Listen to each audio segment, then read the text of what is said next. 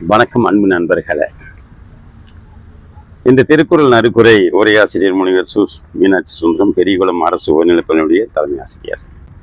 அதிகார எண் 69. தூது. அன்புடைமை ஆண்ட குறிப்பிடுத்தல் வேந்தவாம் பண்புடைமை தூதுரைப்பான் பண்பு. அன்பு குடிபிறப்பு தன்னம்பிக்கை தூதனின் பண்பு. அன்பு அறிவு ஆராய்ந்த சொல்வன்மை தூதுரைப்பார்க்கு இன்றியமையாத 3. அன்பு அறிவு சொல்வன்மை தூதனுக்கு அவசியம். நூலாருள் நூல்வள்ளல் ஆகுதல் வேளாருள் வென்றி உணை இருப்பான் பண்பு. நீதி நூல் அறிவு வெல்லும் சொல் தூதருக்கு தேவை. அறிவுறு ஆராய்ந்த கல்வி இம்மூன்றன் செறிவுடையான் செல்க வினைக்கு. நல்லறிவு நல் தோற்றம் தெளிந்த கல்வி உடையவர் தூதராகலாம். தொகச்சொல்லி தூவாத நீக்கி நகச்சொல்லி நன்றி பயப்பதாம் தூது.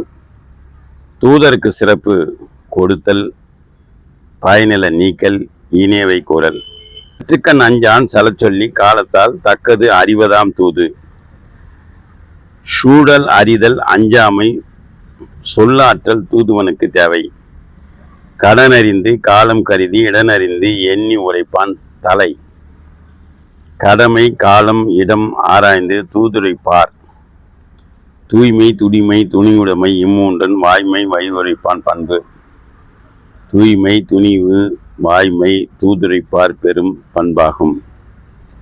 விடுமாற்றம் வேந்தற்கு உரைப்பான் வடுமாற்றும் வாய் சோரா வன்கணவன். தகுதி பெற்ற தூதன் செய்திக்கு இழுக்கிலான். இறுதி பழைப்பினும் எஞ்சாந்து இறைவர்க்கு உறுதி பயப்பதாம் தூது. மரணம் வரினும் நிறைவு செய்தி சொல்லல் தூதாகும். திருக்குறளை படியுங்கள், திருக்குறள் வழி நடந்து பாருங்கள், வாழ்க்கை வளப்படும். நன்றி, வணக்கம், வாழ்த்துக்கள்.